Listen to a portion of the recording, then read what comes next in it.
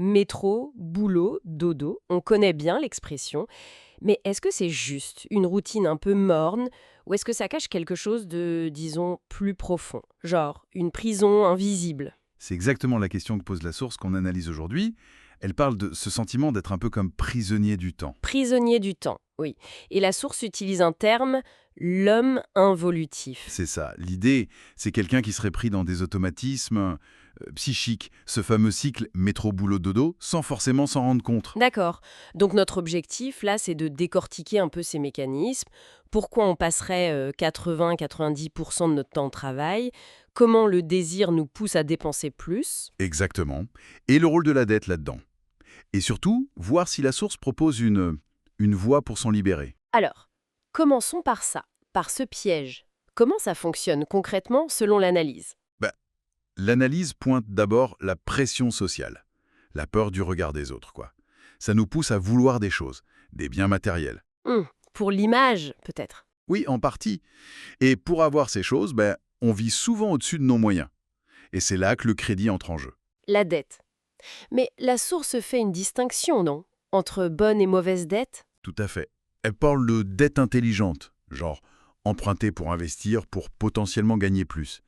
Et puis il y a l'autre dette, celle pour la consommation immédiate, pour le statut. C'est celle-là qui nous enferme, qui nous oblige à tenir ce rythme fou, un cercle vicieux en somme.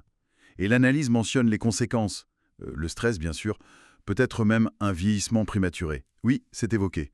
Et surtout, une perte de liberté.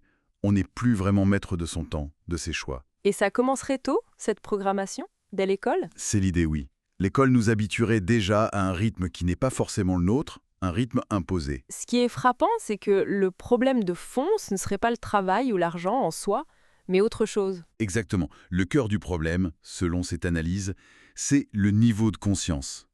L'homme involutif, il fonctionnerait depuis une conscience involutive.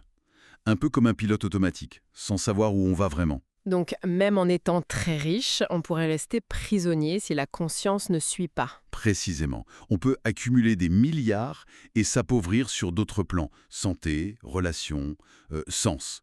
L'enrichissement véritable, ce n'est pas que matériel. D'accord. La libération passerait alors par un changement de niveau de conscience vers une conscience supérieure? C'est ça, une conscience plus lucide, plus éveillée sur ses propres fonctionnements. Mais comment on fait ça?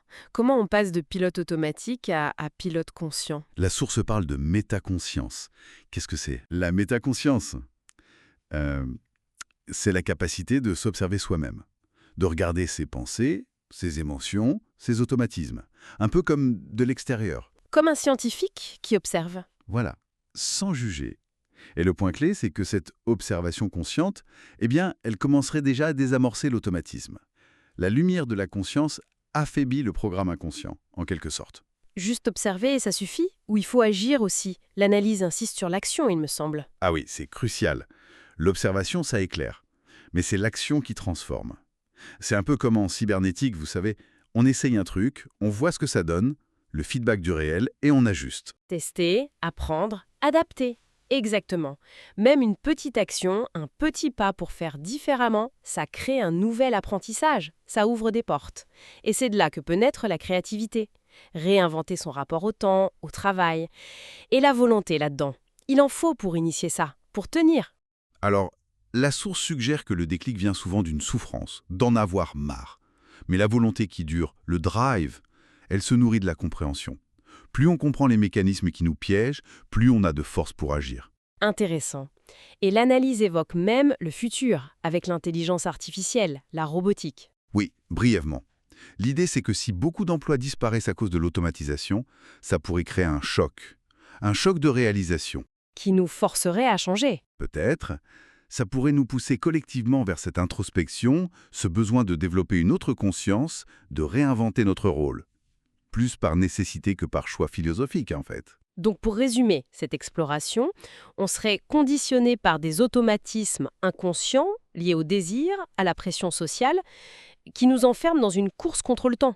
C'est l'idée générale, oui. Et la clé, pour s'en sortir, ce serait double. D'abord, prendre conscience de ces mécanismes, avec cette fameuse métaconscience, et ensuite, s'observer fonctionner. Et ensuite, agir. Agir pour tester, créer de nouvelles manières de faire, pour regagner en liberté. Tout à fait. Ce qui nous amène peut-être à une dernière petite question pour la réflexion. Oui, Si, là, maintenant, on choisissait d'observer un seul de nos automatismes, une seule routine dans notre gestion du temps, ou même de nos désirs, juste un seul, lequel ce serait? Et qu'est-ce qu'on espérerait y découvrir, juste par curiosité?